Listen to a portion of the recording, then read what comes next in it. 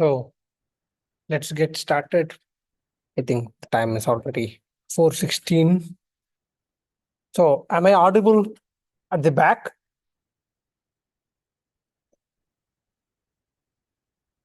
Okay. So let's continue what we started looking in the pre-recorded lecture.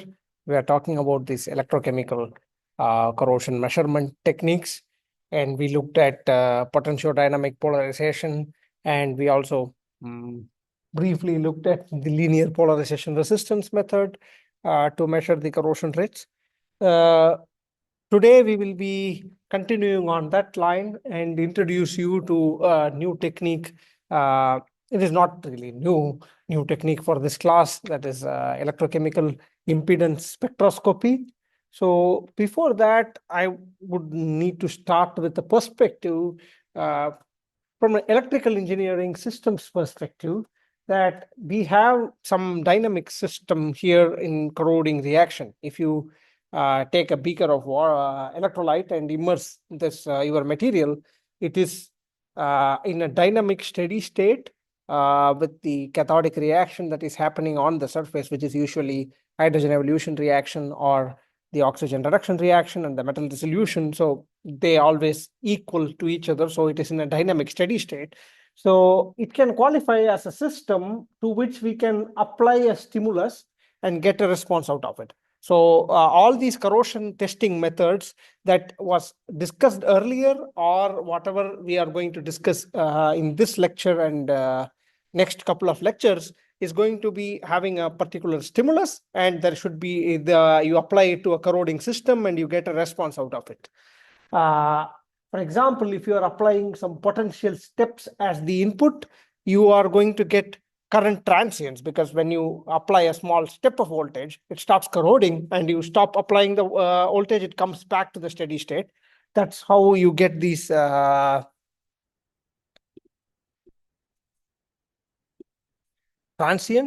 transient. And if you use the potential stat to apply a particular current, if you ask the system to corrode at a certain rate, if you apply an anodic current, then it will want to get an anodic net current value. So if you apply that, the potential needs to change, because it cannot attain that current at OCP. At OCP, the net current is 0. But if you are applying a net current, say 5 milliamp per centimeter square, it cannot happen at the OCP. It needs to go up, because usually anodic reaction happens above the open circuit potential. So if you apply plus 5 milliamp per centimeter square current and as a square wave here, you are going to get something like a response in terms of potential. And same goes with this potential ramp. If you ramp it fast, you are going to get something called as cyclic voltammetry, which is not used really in corrosion systems, because we don't want to go such high fast scan rates. But this potential ramp was essentially what we were doing when we did the potentiodynamic polarization and the LPR at a very limited range. We were applying this potential ramp. We are going back up and going down here. This is a typical polarization curve for a material that is undergoing pitting corrosion, where you are applying a positive potential, it is corroding, and then pit initiates here and you come back and it repassivates. We will discuss about pitting and passivity and pitting corrosion in future lectures, but this is how the cyclic polarization response will look like. So, but the system, also in the systems theory, this input and output needs to be connected by something called as the transfer function that relates to the relates the stimulus to the response. For example, if you have current and potential, that they are usually related by Ohm's law, there is a resistance. That's what the polarization resistance method was trying to get to, that ohmic potential that was there. But if you apply an alternating current source, what you are going to get is not just an resistance, you're going to get something called impedance. The system's impedance is the transfer function that describes the behavior of the system, that can be used to predict the response. If you know this transfer function, because let's say if E by I is equal to R, if you know this transfer function, that is the resistance, then you can say, okay, if I will get apply a particular current, a particular voltage, I can get I is equal to E by R. I divide the E value by the resistance and I get the output. So this can be used. If I know this transfer function, I can predict the response of the system to a particular stimuli. In corroding systems, we are interested mainly in steady state. Why we are interested in steady state? Because in real service conditions, the material is not going with the potentiostat. You are not going to be polarizing the material. It would be at its steady state, because as so real service environment is something like this. There is an electrolyte and you are fully immersed, or you just have a piece of metal exposed to humid air. So there is no electrical connection, no whatever we do in our experiments is not available. So we want to see this steady state under its own condition. We don't want to move away from the OCP. So what we do is, because when we try to move the system out of its steady state, we are going to induce some changes that are not representative of the service conditions, because you can change the surface, you can change form some films that might not be formed under steady state conditions. So how do we measure that? How can we get the steady state response? So there are two things that we may do is maybe apply a time varying voltage or current very slowly, that you are not pushing the system so fast. You are still maintaining a local step quasi steady state at each step, or you just apply a very small exciting voltage or current, because for example, in the linear polarization resistance method, we were going within a range of 20 millivolts from below and above the OCP, so that we are not altering the surface. So this technique that I'm going to talk about today is called as the electrochemical impedance spectroscopy. It relies on these two strategies. I'm going to apply this time varying voltage very slowly, but also I'm going to not perturb the system far beyond the equilibrium. So I'm going to apply V as a function of E. It's a sinusoidal wave, what we see in alternating current power source. And we are going to, the amplitude, the RMS, the root mean square value is going to be only 10 millivolts maximum from the OCP versus the OCP. So we are not perturbing the system far from the steady state. And also we are applying this steady state thing at a fixed, which is also a function of frequency. What frequency you are applying this voltage transient. It's going. So what we apply is that we apply a sinusoidal wave, like you can say V of T is equal to V naught. If you apply the sinusoidal voltage, this is the amplitude, what we get as an output is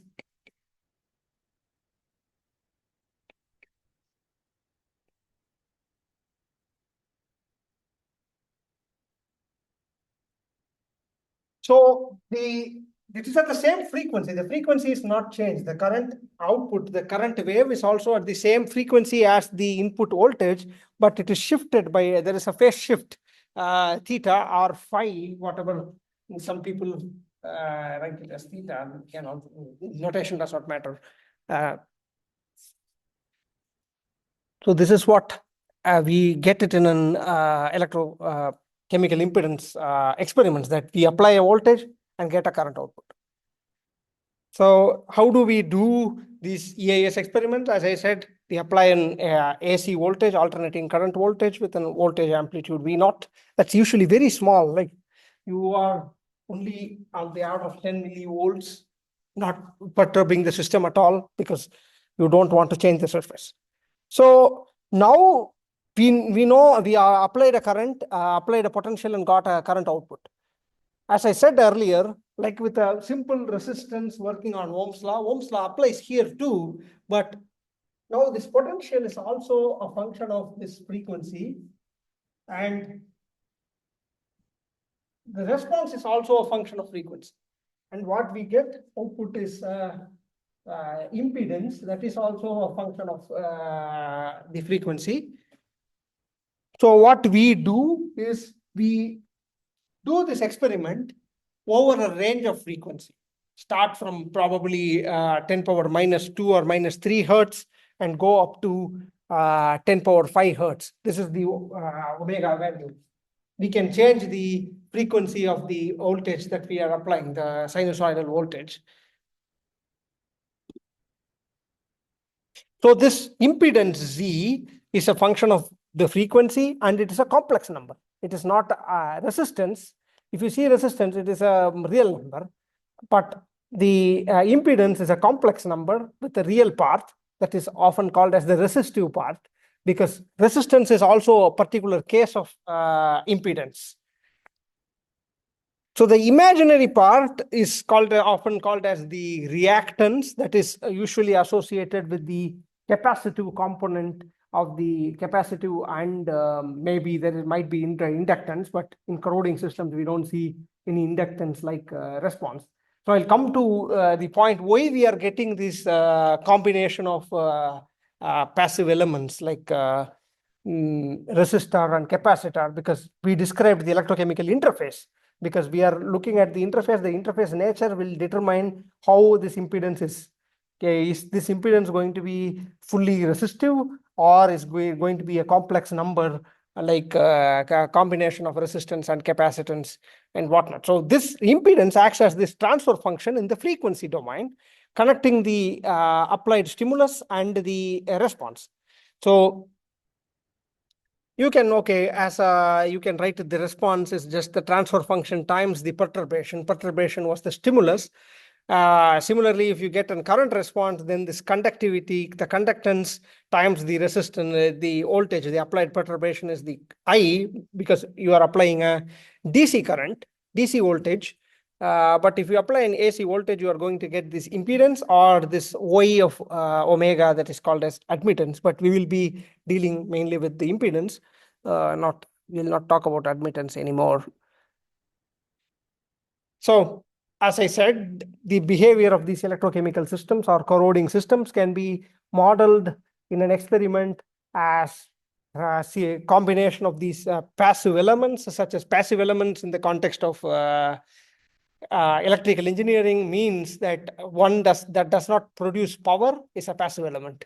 So we are not talking about passivity in the context of corrosion. This is in the terminology that is used in electrical engineering, where people call non-power producing elements in a circuit are called as these passive elements. So the representative model for this electrical circuit can be determined by fitting this Z of omega to already known response. We know a resistor has only real component. If you just have a resistor, Z is nothing but R. There is no imaginary component. J is the root of -1. And if you had a capacitor, you don't have the resistive part. There is no real part. The impedance of a capacitor is fully imaginary. It is in the imaginary plane, where you get this minus. I don't think it is very clear in the thing. Z for capacitor, pure capacitor, is going to be 0 minus J by omega C. So 1 by omega C is the Z minus 1 by omega C is the Z of capacitor. If you have just a pure capacitor. And if you have an inductor, it is inverse of a capacitor. You get only imaginary component here too. This is the inductance. C is the capacitance, and this is inductance. But in corroding systems, we will not see inductance at all. We usually see, because it is due to the nature of the electrochemical interface that resembles like a capacitor or a combination of capacitor and a resistor. So we will come to This we will derive in the example in this class. We will, by the end of this class, we will derive this parallel combination of resistor and capacitor, because that is very important in our electrochemical interface, because our electrochemical interface is neither a pure resistor nor a pure capacitor. It acts more like a leaky capacitor where there is a resistance in parallel to this capacitor.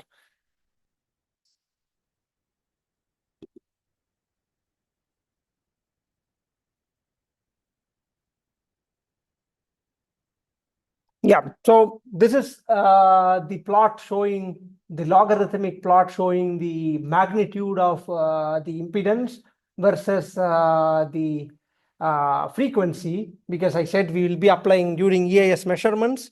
We apply a range of frequencies ranging from 10 power minus 2 hertz to 10 power 5 hertz.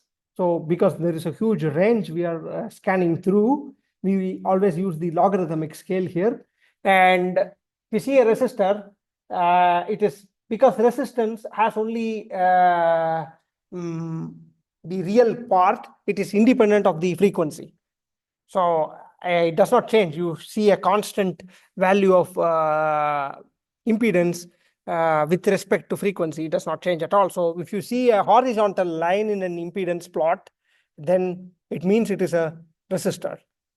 And the resistor has 0-degree phase shift, which means if I apply a voltage like this, if I apply a V naught, then there is no phase shift. You are going to get the same phase shift is 0 for a resistor, because there is no omega t. This is gone.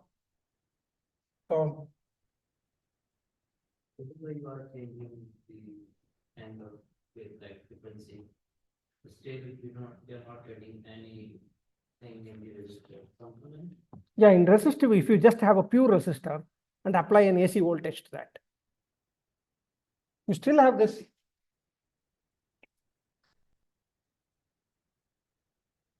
There is 0 phase shift.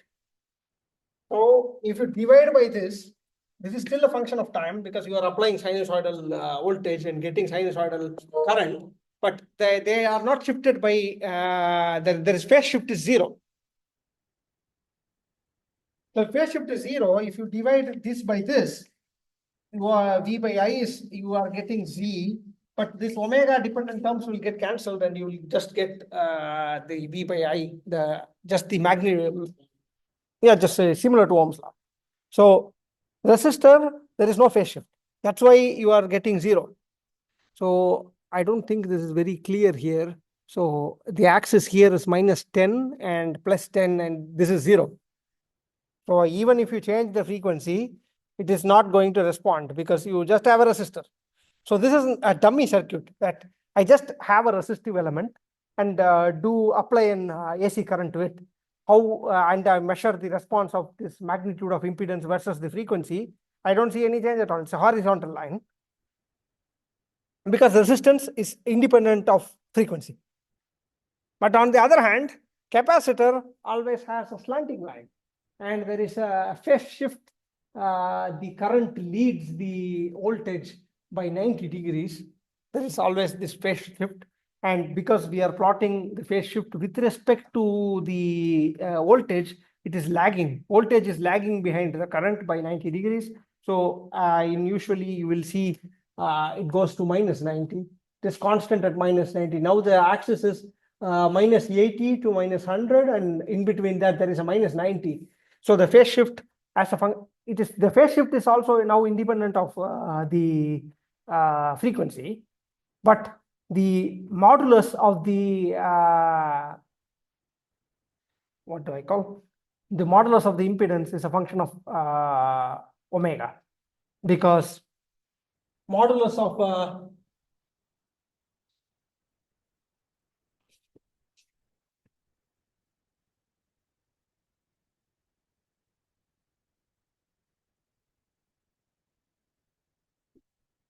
this is the complex number. The modulus of the complex number is a square plus b square root. But in this capacitance case, I told you this is the capacitor. So what I do is modulus of Z is equal to root of 0 square plus minus 1 by omega C whole square. So what we get is 1 by omega square P square. It becomes 1 by omega C. That is why if you plot versus log omega Z, you get a decreasing line with a slope of 1.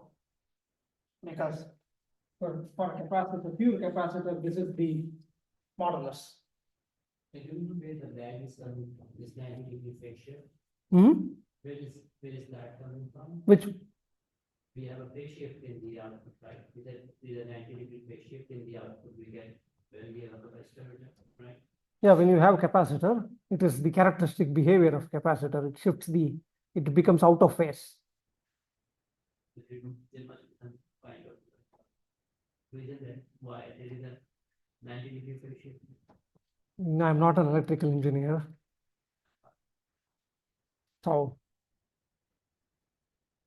we are using these principles. We know a pure capacitor has 90-degree phase shift.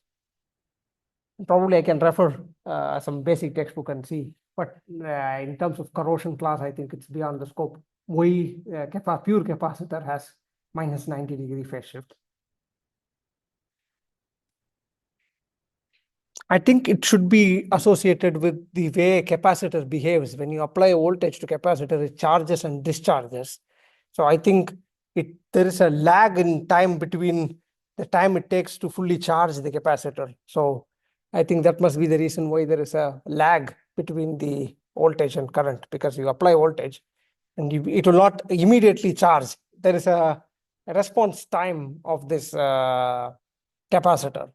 So that it will need to respond in a given time, because it accumulates charge, and once it is fully charged, it will not further charge anymore. So there is some time difference between that. So, but I can confirm from some basic textbook.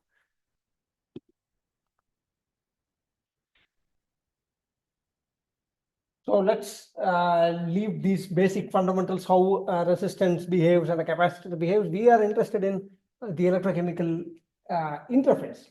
So we said in the first class that this electrochemical interface behaves like when we started, we were talking about this Helmholtz model, the double layer, and it behaves like a capacitor.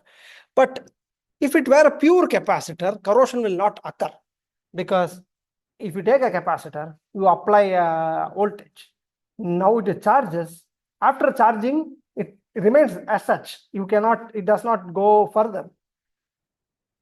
It is not permeable to charge transfer, because it is just both the interface will get charged, both the inner and outer Helmholtz plane will get charged, and nothing will happen.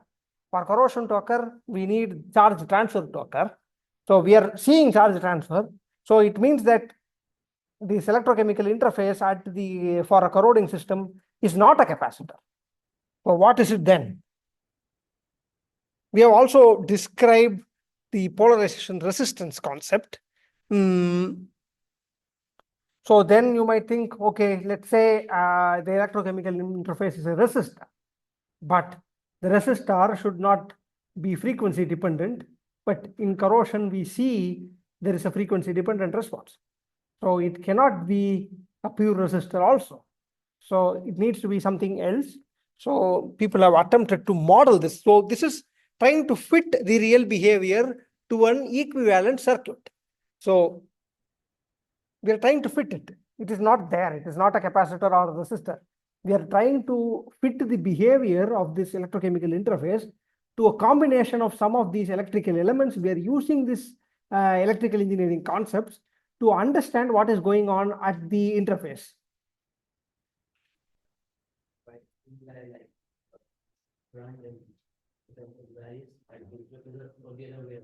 And then we'll try to see what model fits. Yes. Here we are going to try to fit different models of this equivalent circuit and what is the physically reasonable circuit. You can fit the same data to multiple equivalent circuits, but we need to be very reasonable in terms of rationalizing what kind of circuit will best represent my physical system. So we have seen some resistance component when we applied the DC current, we saw resistance. So there is polarization resistance that is there. We know there is a polarization resistance. And we also know that there is this double layer structure. So we also know there is some capacitive behavior to the interface. But what combination? Can we put capacitor and resistor in series or parallel? What will fit the response? It turns out that the parallel combination of the resistor and capacitor will closely represent an electrochemical interface. Not completely. I will tell why it might not completely represent. So coming to that point again, the better description of this interface is a leaky capacitor. It is a capacitor, it charges when you apply a potential, but at the same time, it allows charge transfer, it leaks. So it allows, there is some path, it gives some electron path to transfer current. So there should be a resistor. So the leaky capacitor is nothing but you have a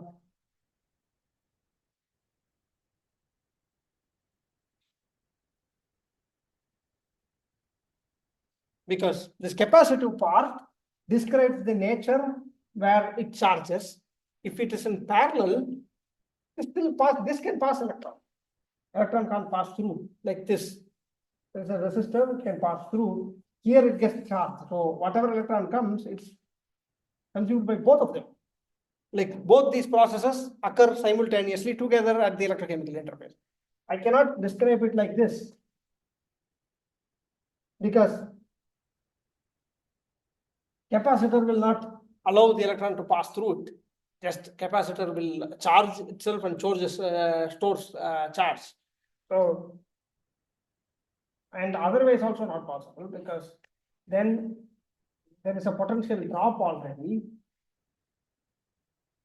But here it will not charge fully. It might not, if you apply a certain potential, if were like this, it will not reach the applied potential because there is already R drop that is in series. And if there is IR is dropped already, then there is nothing else. But if you consider solution and the resistance, it's actually the full system. You always have the solution resistance also that is in series with this parallel framework because there is always this potential drop. As I said, the IR drop can, if you apply a certain potential, your surface might not reach whatever potential you try to apply in potentiostat because there is a there is a resistance of this electrolyte. So between the reference electrode and the electrolyte, there is a finite volume of electrolyte that is there that has a finite resistance. So there will be I into R drop. So the applied potential will not be actually seen by the reference electrode. So that you would add an element in this circle. Yeah, this element, this RS. So this is the total circuit. If you have just an active metal, there is no other passive layer or anything. The equivalent circuit that best fits the electrochemical system is this. We will come to that. So, and this other electrochemical processes. For example, as I said, I already told about the RS. There is an ionic ion transport resistance that is RS. There is ionic current. But if you have a passive oxide layer on this metal surface, that acts as another capacitor because there is a charge separation that happens in this oxide film. So you add another parallel circuit.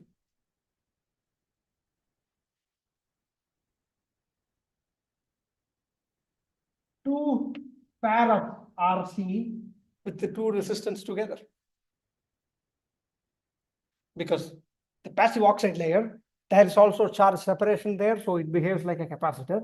And it also allows certain charge transfer to happen, so it is also a leaky capacitor. So you have two leaky capacitor in series with the solution resistance, you get the full equivalent circuit. We can keep building this equivalent circuit for more and more complex structures with multiple layers of oxide, with multiple resistances and multiple capacitor. Like, but like in an ideal, maybe like using the capacity that we have, don't we have like there is particular amount of charge and they can store and then they have this breakdown voltage. That is far, far away from where corrosion is occurring. This dielectric breakdown of these oxides can happen probably at 1 or 2 volts versus your OCP, 2-3 volt. That is not realistic service condition for any of the metals. So yes, there is dielectric breakdown that can happen at very high potentials. If you go beyond that potential, it will break down. What do you mean by nuclear? Like they like allow certain amount of charge to pass? Yes, because for corrosion to occur, you need to have allow charge to pass, because metal becomes metal ion, releasing this electron. So it needs charge to pass. So it needs to be leaky. It cannot be just a capacitor. If it were just a capacitor, it will not transfer any charge and you will not get corrosion at all. But we see corrosion happen. So it is like reverse thing. We are observing certain things.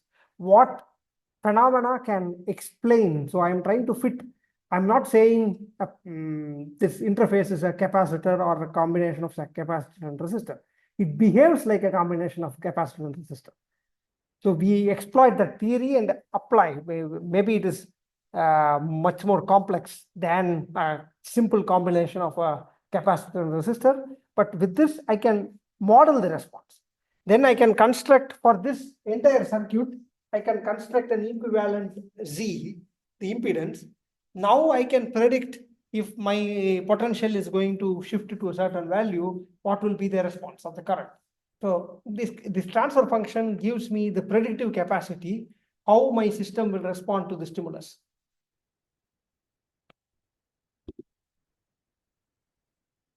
So this is the circuit I drew. This Faraday resistance, due to the dissolution, there is a charge transfer. This metal becomes a metal ion. The charge transfer has a resistance. That's what this RP is. That is the polarization resistance. Yeah, this RP is a charge transfer resistance.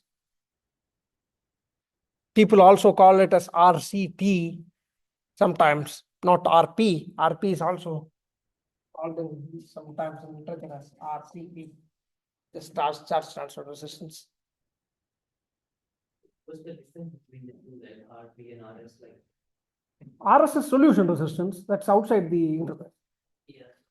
So when the charge moves from the working to the reference electrode, it will move through the electrolyte, right? Yeah, that has a resistance. There is ion. If the ion needs to move through an electrolyte, this electrolyte is also a conductor. It's an ionic conductor. Ion moves through it. There's an ionic current. There is some resistance to this ion motion. That is RS. The resistance that the solution is going to offer is RS, and the resistance that will be faced by the charge is RP. Let me clarify.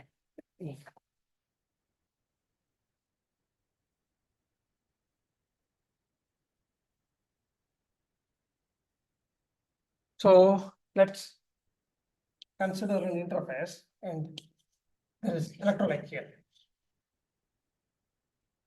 This surface, there is this double layer.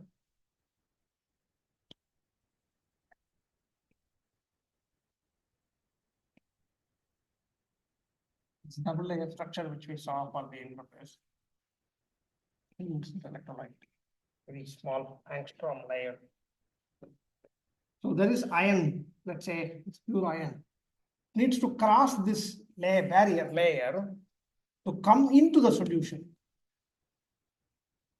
So this process has a certain resistance to cross this double layer. That is RP. And then this ion will move in this electrolyte. That resistance is RS. So that is outside. That is the ionic current flow resistance that is outside this interface. So that is happening in the solution. That's what RS is, the solution resistance. This is polarization resistance. Is the physical representation of RP and RX. Can we also see the physical representation of the capacitor? Yes, there is capacitor here. There is a negative charge that is built on here and positive charge built over here. This is a parallel plates of conductor. Metal is a conductor and this electrolyte is also a conductor. There is two parallel plates of conductor separated by dielectric medium is a capacitor. That we only observe RP if there is a charge transfer over the barrier. If corrosion is happening, there is always charge transfer. Corrosion cannot happen without a charge transfer. Initially, we are observing a capacitive behavior of the system, but Now, if you put this, immerse this piece of metal, immediately it will corrode. So you are not going to see any pure capacitive behavior in the material, because pure capacitor does not allow any charge to pass. A leaky capacitor will allow it. The leaky in nature is coming from this resistive nature. It's not a pure capacitor. That's why we like to call it as a leaky capacitor.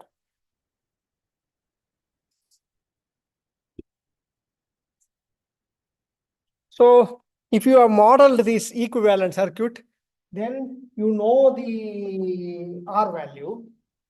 Then you can use this Stern-Geary equation that was described in the last lecture recording. And if you divide by RP, we can get the I-core. You don't need to do any polarization. Just do this EIS, try to get this RP, model to a circuit, try to find this RP value, you get the I-core. like, do you measure it experimentally? Like, how do you know? So you get this response. Like, let me go back to, yeah, here. What we do is that I will come how we will measure that. So I have not come to the part where we measure this RP. So by fitting this behavior, whatever I am telling is whatever you measure. So what you will measure, I will show you in next couple of slides. So then from what you measure, you fit it to a circuit.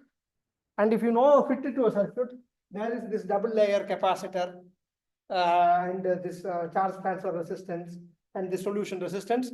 You can calculate all these things from experimental. These are experimental parameters. But you need to fit it to a circuit first. If you fit it to a circuit, then you can get this RP value. First, you need to figure out all the elements, like which element should fit, or like, because I think it would change with the element you use. It's not like always going to be the same elements in the circuit. Same element, what do you mean? Like, if you have two different materials, like, it is always going to be the case that Different material means you will have some series of this parallel capacitor resistor combination. Because each interface is going to behave like a capacitor, but each interface also needs to transfer charge. So you will get these kinds of things, this block. Imagine this block. This block will be repeated in series. even if you have a ceramic material on an electrode, and the reference electrode is already there, then you won't have the same circuit for it, right? It will be different circuit, different material will have, but the nature of the circuit will be same. All the elements will be same still. By element, what do you mean? By element, I mean this element that you're adding, like the capacitor, the solution resistance is going to be there. Yeah. The solution resistance is going to be constant. But the Okay, let's see. So you have a single electrolyte, there is nothing over it. There is a metal that is facing this electrolyte. This interface is just modeled by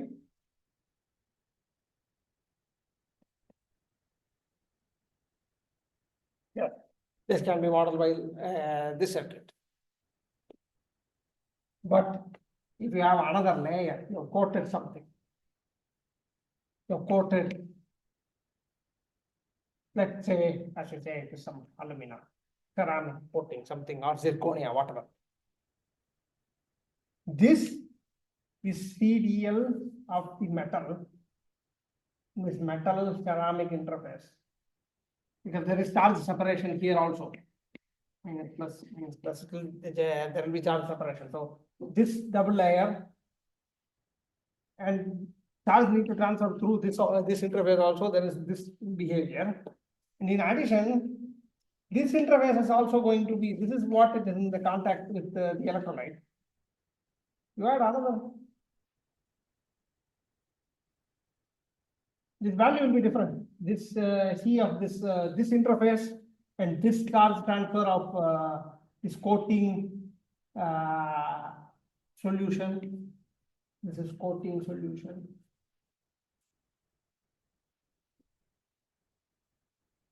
You will see a different response. I'll come to that. Be patient. Mm-hmm.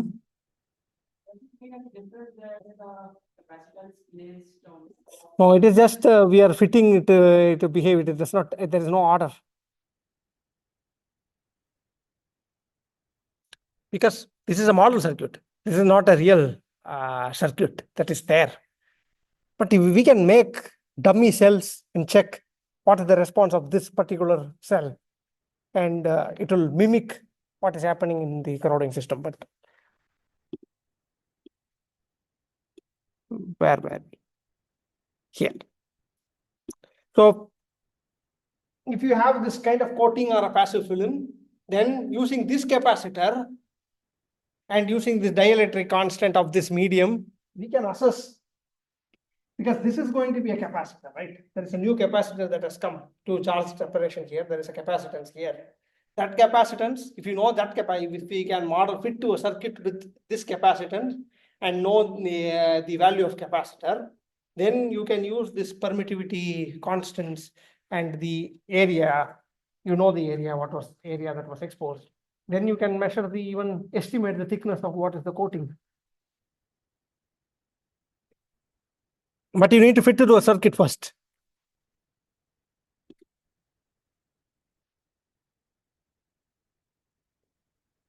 So now we need to use this analysis method to analyze what is the impedance value, because we are interested in this magnitude of the impedance and the phase shift. So how do we measure all these things? Because if you take the total Z, it is combination of this solution resistance Z, and there is a parallel combination of capacitor and resistor. So then you can use this parallel circuit law from probably high school, and you can use this combination. The total Z has the resistive and the reactive component. Reactive component is either capacitive or inductive thing, but we are not worried about inductor here. We are only talking about capacitor. So you can play around with your algebra and use this complex conjugate, multiply with it, and you can split the resistor. This RP can be separated, RS, RP, and you can get this kind of thing. So this Z of R parallel to C, this is the total impedance of the component that was there, just this part, the circuit. This part of the circuit as a real part, that is R by this 1 plus omega square R square C square minus this imaginary part. Now you add this RS to it. RS is already there, and you can measure RP by just knowing the real part. So this is just algebraic manipulation. So now you get this. The total impedance is RS plus this RP by this factor here, and the imaginary part. This is the reactive part. So if you substitute omega is equal to 0, you apply a DC current, what will be the response? You will get RP plus RS, because this term will go to 0. This omega is going to 0, and this 1 plus 0 is also 0. So that will go to full 0. And if that becomes 0, it becomes RP plus RS. that's what will happen if you apply a DC current. There is no capacitive behavior. You cannot see the capacitive behavior. Still, electrochemical interface is a capacitor that is getting charged, but you will not see it because the omega is 0. So you can understand why in DC current we are not seeing any capacitive response. Why in LPR method we did not see any capacitive component. It is still a capacitor, but we are not observing the capacitor because it is not. We cannot apply a DC current to a capacitor. It just becomes as if it is not there. Probably you can consider this part, this part was open. There's no connection here. So when omega is 0, it becomes as if there is no connection there. But mostly graphical analysis is, okay, yeah, omega approaches 0, the C becomes open. That's what I said. And the total Z becomes RP plus RS. And if you short it, if you connect these two things together, if you connect the positive and negative terminal together, this entire component will vanish. You'll just see the solution resistance. If you apply an infinite frequency, then you will measure only the solution resistance. You will not see any capacitive or resistive behavior. So infinite will be very high frequency. yeah. And just you can also numerically substitute infinite and see what happens to this equation. This term will go to 0 again. This term will also be 0. And you will get only RS. Coming to the plot, what do we measure? We have two ways to measure this. Okay,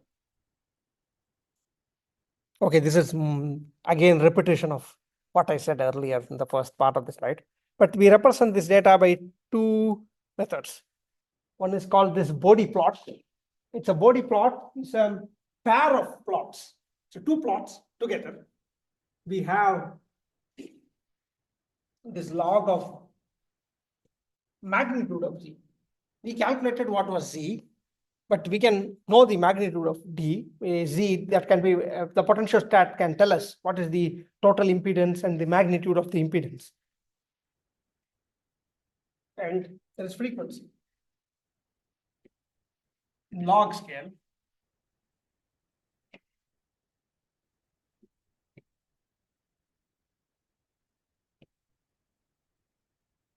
As I told you earlier, when at high frequency, you are seeing only RS.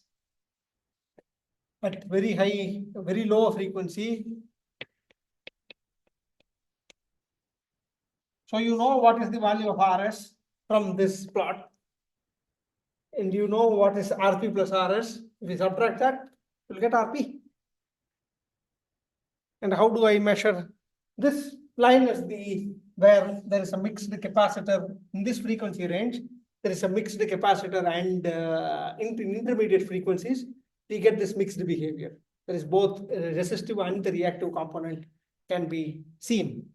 And now you know that for a capacitor,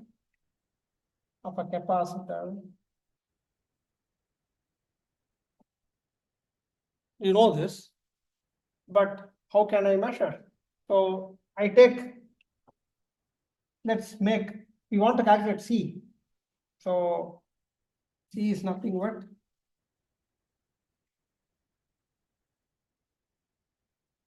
but we fix this at 1 Hertz.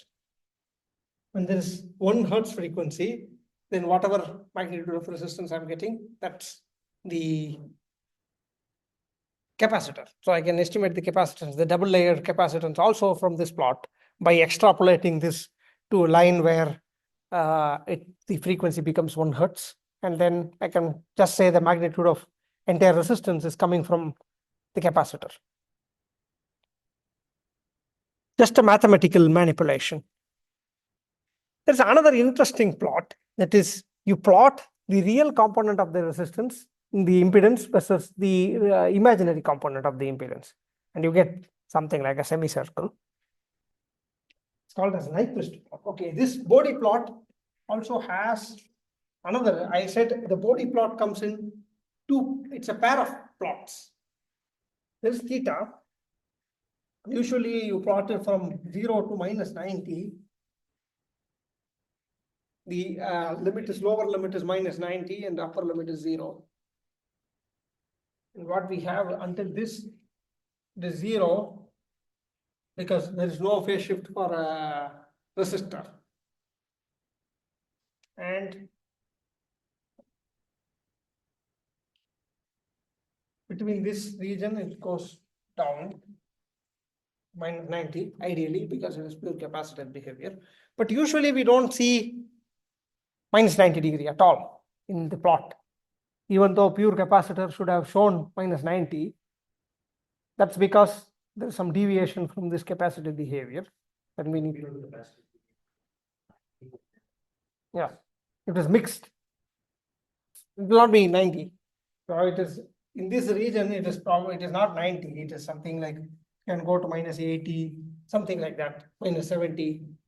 And it gradually varies because there is also some variation, the lateral variation of capacitor of this interface. Double layer is not a constant capacitance. There is a distribution of this capacitor with different time constants and stuff.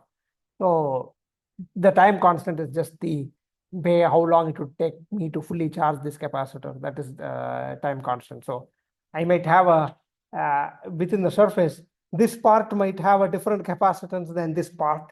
So that can lead to some variatory behavior.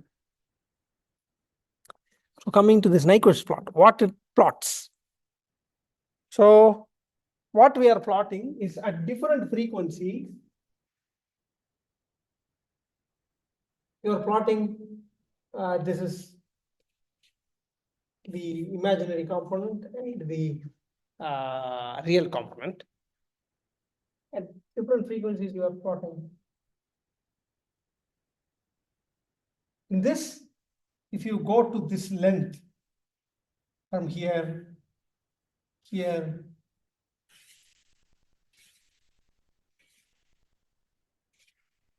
this is the magnitude. Magnitude is the length from each point on this Nyquist plot to the origin. That the length of this plot is the modulus of Z. The modulus of impedance is the length of each point, distance of the each point from the origin. And this theta, this is the phase angle. The angle between this plane and here, that gives the theta phase difference. So in the same plot, we got the modulus as well as theta. Steps, I would say. Each frequency, you have both real component and imaginary component. You just plot it on this plane. This is a complex plane. So this is minus because it is the imaginary part is negative. We saw that. So you plot negative of that so that you can see it like a positive curve. Take a negative. So you plot it in this plane. And at omega 4, the real part was fully real. Even in omega 1, you have a mixture of both resistive and capacitive behavior. So each data point represent Z of W at each frequency. The x-axis gives the real component. The y-axis gives the imaginary component. At a frequency, then you will have more data points. I don't think so. No, this is each point corresponds to a different frequency. Like if you want to have more data points, then You sample more frequencies. You check at different frequencies, measure the Z. so you can control that. Yeah, you can apply whatever frequency you can apply in the potentiostat. You can fix the frequency in the potentiostat while you are setting up this EAS experiment. Step size. Yeah, you can say, okay, scan this kind of potential. And usually, most modern tools gives you both Nyquist and body plot. In some cases, body plot is more straightforward. You can see a lot of things directly. You see this resistive behavior. I always felt body plot is more comfortable to use than this Nyquist plot. But I'll say what are the advantages of Nyquist plot, because right now when you look at it, it seems like Nyquist plot is useless. But Nyquist plot also has some use when if you are comparing two materials, they have only subtle differences. They are not different by, because that is a logarithmic scale.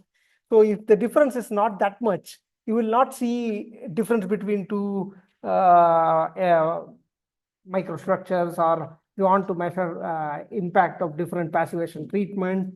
If the resistance, the magnitude difference is not that much, this plot might be like this. You will not see any difference at all. If the changes are subtle, the differences are small, then you don't see it at all in body plot. I'll tell you in what cases this body plot might be more useful than, but intuitively speaking, body plot is more intuitive plot.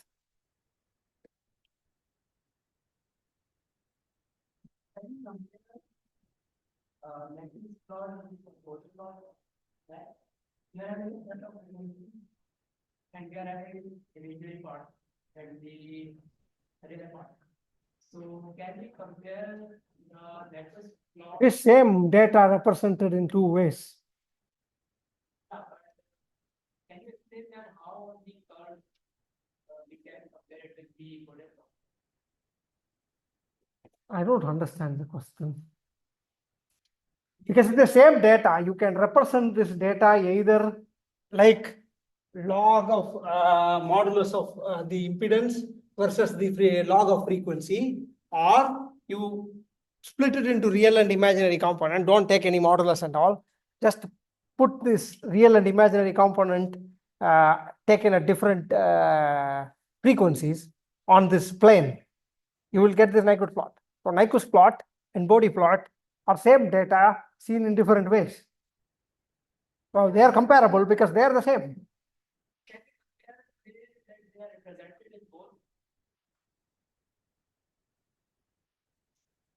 Both, you mean you can generate body plot and Nyquist plot from the same data. So I don't understand the need to. Can we compare the physical representation? Both are same. This is same data. If you have 10, you can say it is 5 plus 5 or 2 plus 8. It is 10. Because it is same data, it is not different. Same measurement, same experiment, same data. You represent it in Nyquist plot. You plot the real versus imaginary component of this impedance. In body plot, you plot the modulus of impedance versus the frequency. So the frequency is explicit x-axis. In here it is not explicit. That's a disadvantage. So I understand Nyquist plot is not very intuitive to see, but they are same data plotted in two different ways.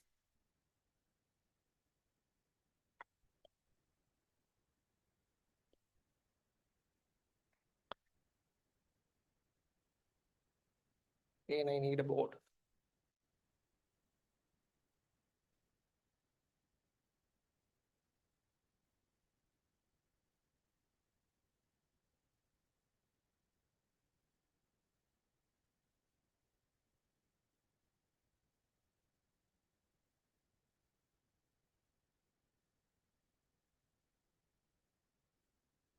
So you have this plane again. So at the starting point, at the lowest value, you get the RS. You can also interpret RS because you know that this resistive part is real, fully real. There is no imaginary component. So there are two intersecting points of this Nyquist plot. One is RS. This will now become useful.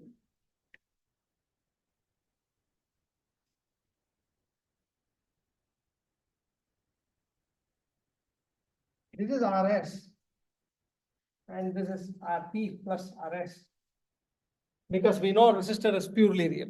There is no imaginary part in the resistor. So we can measure that. Have to like start from zero. can start from any particular. No, because this is just the real value. So real part need not be zero. Why it needs to be zero to start from? It need not start from the origin. Here it is zero, both zero, nothing, no response. That is not there. Even it. Now this is again makes sense because distance of a point from the origin, it gives the magnitude. This is z. This is also z. This is also z. Different frequencies. And at very high frequencies, you are going to get this. Very low frequencies, you are going to get this. Can't be negative. Hmm? Can't be negative. It cannot be negative. Resistor cannot be negative. You have to modify, then it will be positive anyways. Yeah, the modulus is positive. And if you are considering the real part as resistor, resistance cannot be negative. Physically also, it will not make sense. If there is a negative resistor, it means it is pushing electrons somehow instead of stopping it. So you can measure this. Now you can know RP and RS, and you know what was the maximum omega that you applied, and this omega max is point at which this plot is maximum, not the maximum frequency you applied.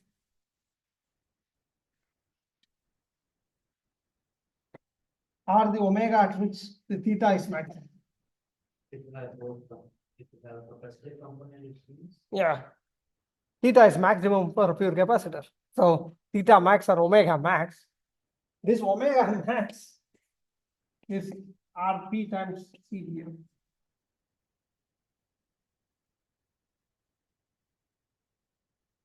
You know RP from this part. So you get CDM.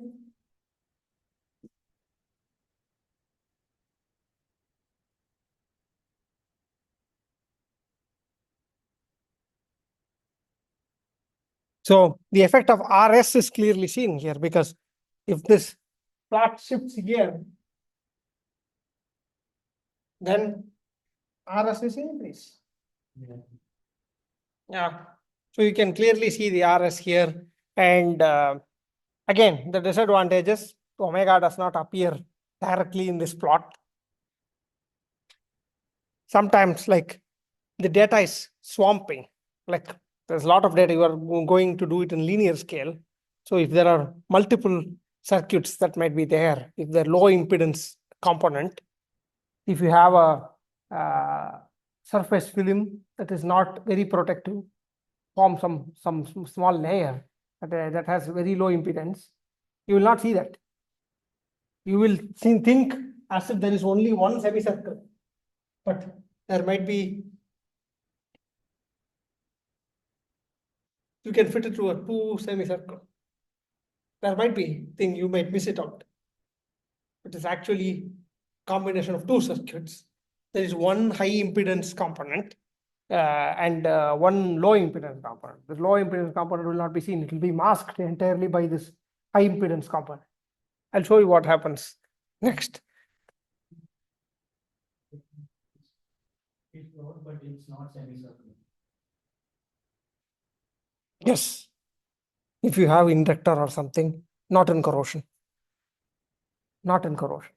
But EAS is used in several other fields too. So you might see non-semicircular behavior. Even here, it is not a perfect semicircle. It is a compressed semicircle.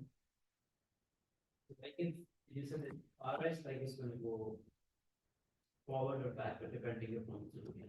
Yeah.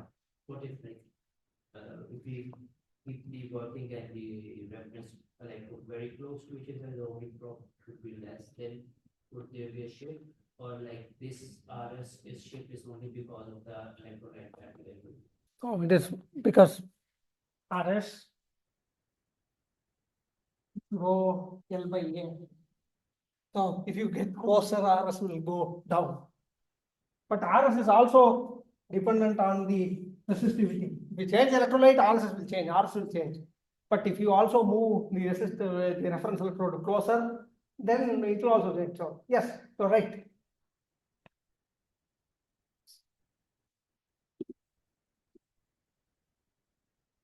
Okay, next, there's this plot.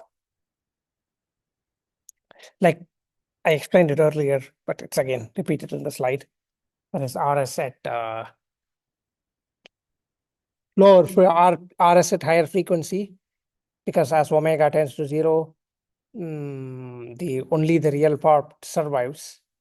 So get RP plus RS at low frequencies, and high frequencies it becomes short circuited, and you get only the solution resistance. The effect of frequency is very clearly seen, and we can also see multiple time constants. Time constants is nothing but for an RC circuit, it is just RC. The product of R and C is the time constant. That is the response time. We can see that multiple time constant, what will happen. So I will show you two Nyquist plot and Bode plot for this dummy circuit. I have a 560 ohm resistance in parallel with 100 microfarad capacitor.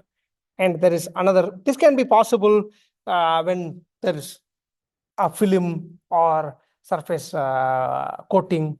You can get this kind of layer. That one layer is having a lower RC value. The product of R and C is 10 power minus 6 in this case, this particular RC combination. For the left-hand side RC combination, the RC, the time constant is high. Here, you clearly see there are two time constant behavior. You can clearly see in the Bode plot. It can clearly see differences in large changes in RC value, because the resistor, here the resistance is so low and the capacitor is also so low that I can get this smaller resistance is also captured. This corresponds to this 10 ohm and this corresponds to this 560 ohm. I can clearly see multiple circuit elements and multiple time constants very clearly from the Bode plot. If you see the Nyquist plot, it appears as if it is business as usual. Only single plot is seen. You can't say there is two elements from the Nyquist plot. If you just see the Nyquist plot, you will not know. We need to see Bode plot for this. Okay.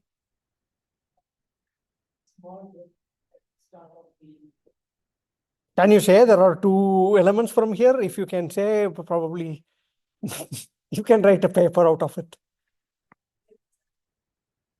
Must be something present on the surface. Yeah, there is semicircle, but there are two. There is a surface layer. You cannot say there is a surface layer or not from the Nyquist plot, because you only see one semicircle. Where is two semicircle? Do you see two semicircle? If you saw two semicircle, then you can say, okay, there are two things. Okay, there is two interfaces at least there in the material. I don't think you will see it. Like, obviously, if one is quite bigger, this intensity is quite big.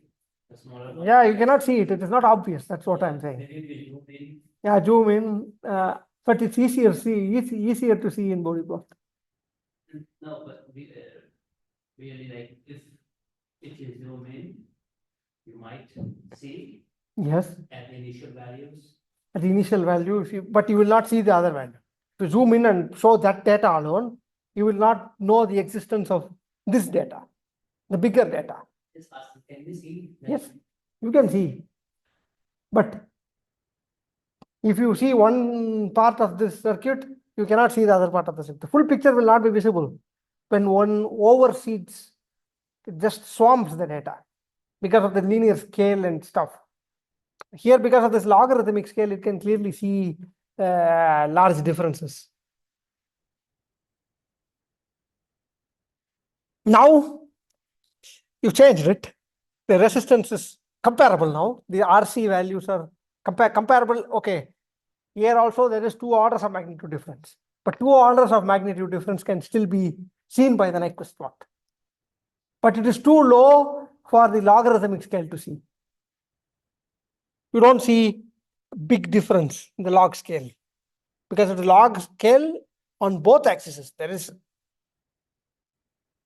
both the frequency and the impedance axis is logarithmic. So you cannot see if the changes are together, if the RC values are comparable or within 2 orders of magnitude. Beyond 3 orders of magnitude difference between two different circuit elements, you cannot see in the Nyquist plot. Now the Nyquist plot is showing 2 semicircles. Now Nyquist plot is useful. You see where body can be useful and Nyquist can be useful, can be little changed because of what kind of thing is happening at your interface. That's why we always need to plot these both plots. So to be on safer side, we can see everything happening together. So mostly if you see publications, they will give you both body and Nyquist plot. Yeah, from an examination standpoint, you might be interested in knowing the difference between body and Nyquist plot. Maybe it will be convoluted because it's a master's level course. Not directly ask, differentiate between Nyquist and body plot will not appear in exam.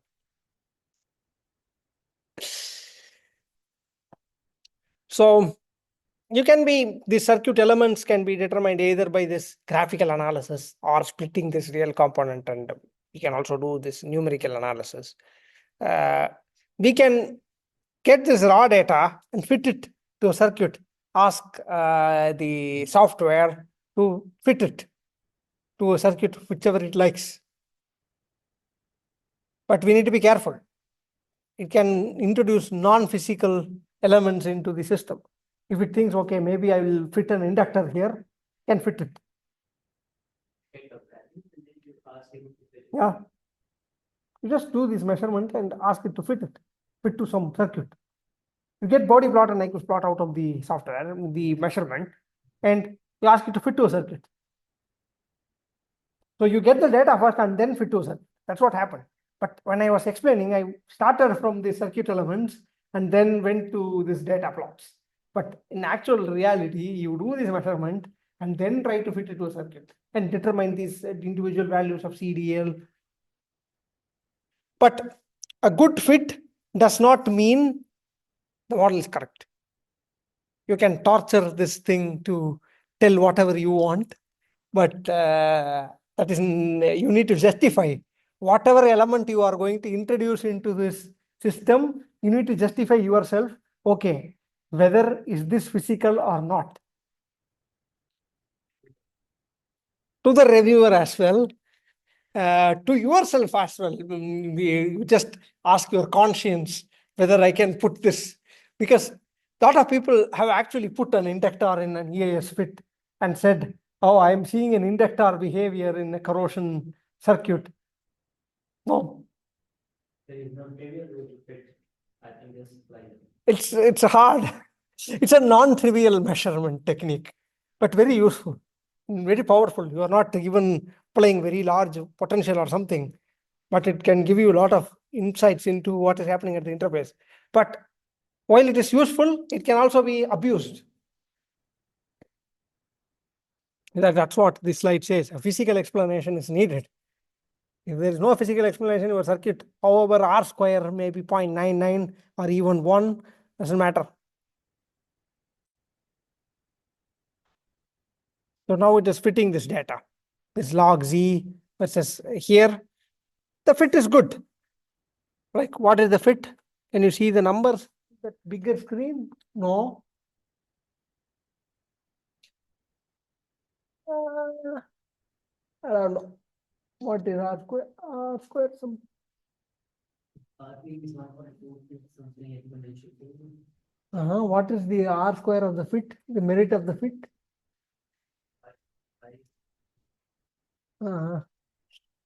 Okay, leave it. But you can see that the curve is not fully fitting the curve. It is fitting occasionally, but not completely bent.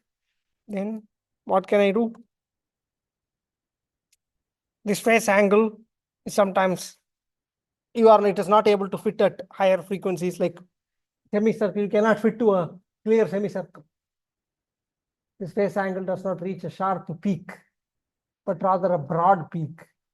This has to be an exact figure, maybe it fits at the lower frequency, doesn't fit at the higher one. Then there is some problem with the circuit, but we cannot give more physical interpretation of the circuit. You have to leave it at there, because if you overfit it, that will not be physical representation of the system. Based on your experience, what mine has a good fit, but what's the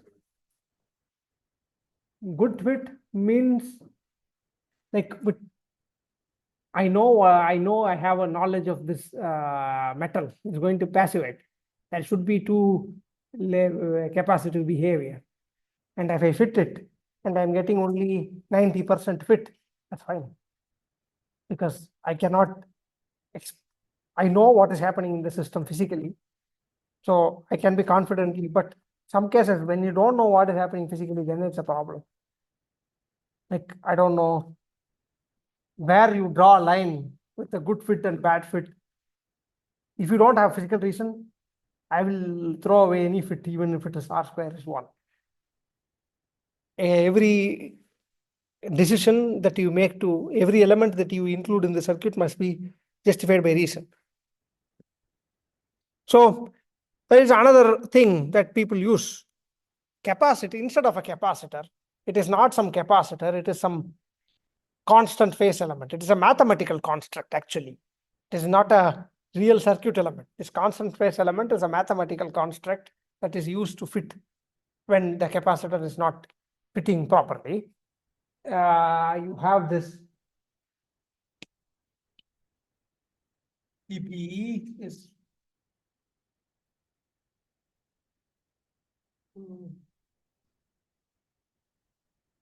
so these are mathematical fit parameters. This is a function that we use to fit this data.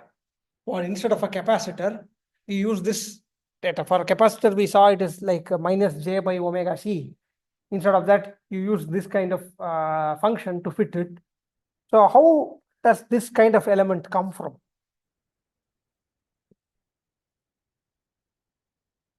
So if you just use this RC circuit, you are missing this point. But if you use the CPE, you are better fitting data. But can I use CPE behavior always? Is CPE, what is physically it means? This is what it means. The locally on the surface, the reaction rates might be different in different parts of the surface. So you have lateral dispersions of multiple capacitors with different time constants, because it has different resistance, because reaction rate is not uniform all along the surface. There is heterogeneities in the surface. Different parts of the surface might react. That is the origin of the CPE behavior. CPE is a mathematical function. It is not a real circuit element. But CPE comes from this kind of variation, or through the thickness of a film, there is a change in the capacitor. So if you have those kinds of physical meaning, you know certain things happening, you did some SEM or TEM and saw some heterogeneities. Now you can say, okay, I can fit to a CPE behavior. Because physically I know from other technique that I can use it. you like add it in the circuit along with the No, instead of a capacitor, you replace the capacitor with the CPE. Because capacitor is not fitting it properly. Because in capacitor, it is just you are assuming there is a single capacitor in parallel to the single resistor, but there can be multiple capacitor, multiple resistors. then in real cases it would happen that we would use CPU. Yeah, mostly we good circuit fits use CPE than capacitor. But to teach, I will not start with CPE. But I also explained what is CPE. So I think you should, when you see CPE, you should understand why it came. Actually, CPE is a mathematical function, not a physical thing. You can use equivalent capacitor from the CPE mathematical function. You can, if you want, okay, somebody asked, I need to know the charge transfer, this capacitance thing. I can derive this equivalent capacitor from the CPE function and we can fix it. So there is this paper citation that is given here by Mansfield. He is the one who first introduced the CPE behavior into corrosion. So you can check this paper, and if there is any question from the paper, we can discuss.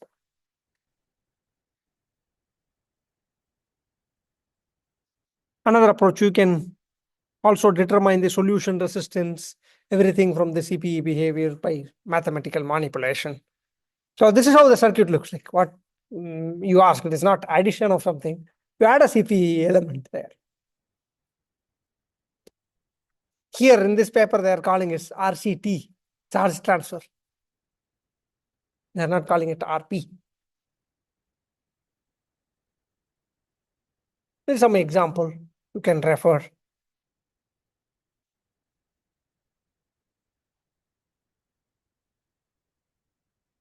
Is it rain or something? So other equivalent circuits that you can have this kind of Randall circuit in parallel.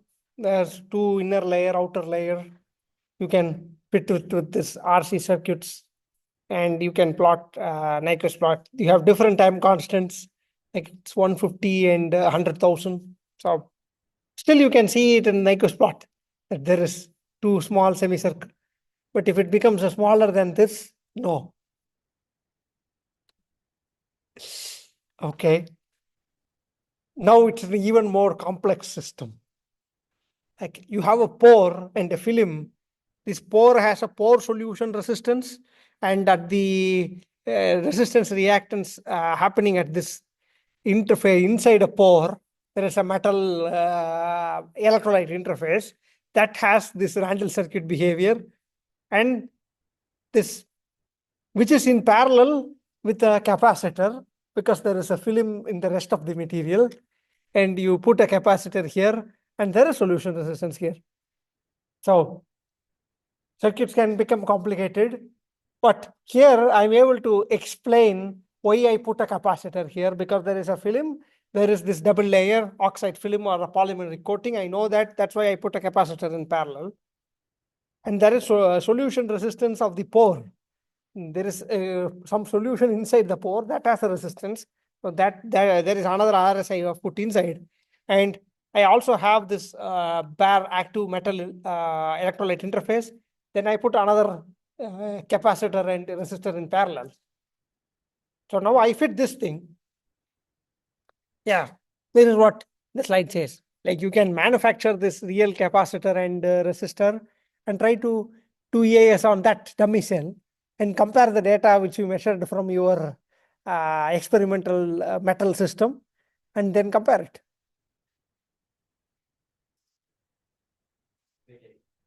Still it won't fit.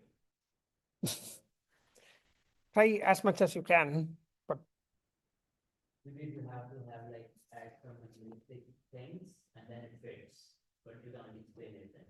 no, we can't explain it. Then you need to write it in the paper. But this is the best fit I can do with explainable elements. If I have to get a better fit, I need to add unexplainable element. I don't know what it is. Once you have a circuit, then you can explain that what was happening all along at the surface of. Yeah, but you need to have an explanation because we know certain things behave certain way only. So you can fit to a circuit, then you need to explain each component of the circuit. If you are unable to explain any one of the component of the circuit, then that component must be thrown out. You cannot use that component. I cannot put something else. Okay, I will add, I like another capacitor here, I'll put another capacitor. But if I don't understand what is happening at that interface, I cannot put another capacitor. I think it then comes to your expertise. Yeah, experience. Yeah, you get better with fits with time. Only if you know the material really well. Yeah, you should know the material from other means. miniaturization could help, like if you have done different miniaturization like them and all that, that could help. That can help you tell what is happening. 15 minutes, like trial and error, you go back to the drawing board. Yeah, I'm coming back. So it's a complicated technique, but still very useful in most cases since we know. And like with the AI right now, there is no like simpler way of doing it. Maybe AI will come up with better fit, but it is not intelligent enough to tell physical elements. So when it becomes intelligent enough, maybe we don't need to worry about AIS fits. So we talked about this concentration polarization. In the end, there can be mass transport limitation. If there is a mass transport limitation, we use another mathematical construct called an Warburg element that is put in parallel to this series with this resistive polarization resistance. That represents this mass transport limitation. At when you have this Warburg capacitor element, your Nyquist plot will become like that. There is no semicircle anymore. That you were going like a semicircle, but once the mass transport limitation had kicked in, you became like this, increasing with increasing frequency. Like the theta will become 45 degrees, and the real component will equal the imaginary component. So that people call it as this Warburg element. It's another mathematical construct. This for a Warburg element, ZD is given by another this function. There is fitting parameter A and B. It has both real and imaginary component. It won't go like down. Yeah, it will not go down. It will go like this. It will never come down. It will not come out. It will not come out. Come down because there is mass transport limitation. You have some thing happening on the surface, or if you have this ORR happening on the surface, or there is excessive metal dissolution and it is not diffusing away and forms a salt film. So if your polarization curve at some point, if you are seeing this kind of behavior where it stays constant, it is becoming potential independent, then you will get this mass transport limitation.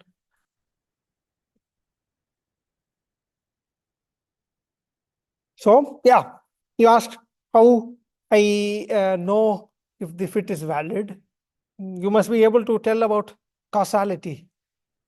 If there's no, if you cannot tell any causation for this perturbation, now I cannot use this circuit element. And this impedance must be continuous and finite over a complete frequency range. You should not get any infinite impedance somewhere. If you get infinite impedance, then you are doing any mistake. Your measurement is not valid. And the system must be stable. If you stop applying this AC current and still continue to monitor your OCP, it should be most stable. It is not stable. If the OCP is changing during measurement, then you don't know what you are applying. If OCP is not constant, if I don't know the OCP very well, then it's gone. Because you are saying 10 millivolts versus OCP, but this OCP itself is changing during measurement. This measurement, because we are applying over a range of frequency, it might take very long time for this 3 hours, 4 hours experiment. So we want it to be stable. It should be linear. The sine wave should result in another sine wave. The response is not a sine wave. Again, you're in trouble, because if sine becomes something else, then whatever relationship we have established with this framework is not valid. If you apply a sinusoidal wave, you should get a sinusoidal output. We wantedly apply sinusoidal wave because they are easy to deal with mathematically.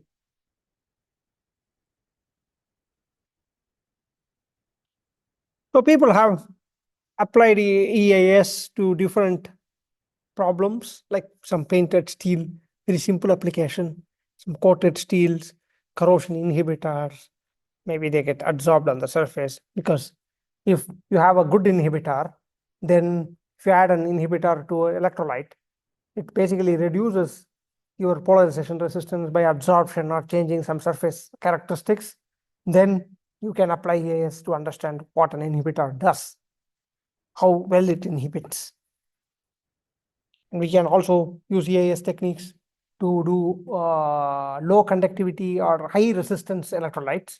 Why? Because if I am doing a big polarization, I'm going to big currents, then if the resistance is so high, the IR drop will be so huge that I cannot do any PDP or this potential dynamic polarization or any other measurement. So I need to rely on low perturbation measurement. So I need to use EAS for these low conductivity electrolytes. And we can illustrate corrosion mechanisms with EAS. By passive film breakdown can be explained. You can see how far the passive film has grown and stuff like that. Again, not trivial. It's not a trivial method. It requires a lot of thinking, and you need to be very careful. You need to be very sensitive. So you need good amplifier that can control the frequencies over a range and able to do a lot of measurements. So that's all for today's lecture.